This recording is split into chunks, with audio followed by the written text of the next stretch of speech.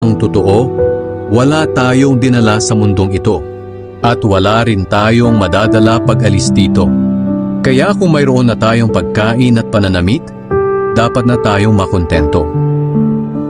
Ang mga taong naghahangad yumaman ay nahuhulog sa tukso, sa isang bitag ng mapanira at walang kabuluhang mga hangarin na nagdadala sa kanila sa kapahamakan.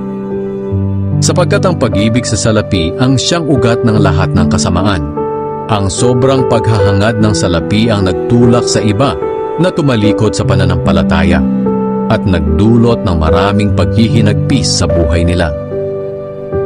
Ngunit ikaw bilang lingkod ng Diyos, iwasan mo ang mga bagay na iyan. Sikapin mong mamuhay ng matuwid, banal, may matibay na pananampalataya, mapagmahal, mapagtiis, at mabait sa kapwa.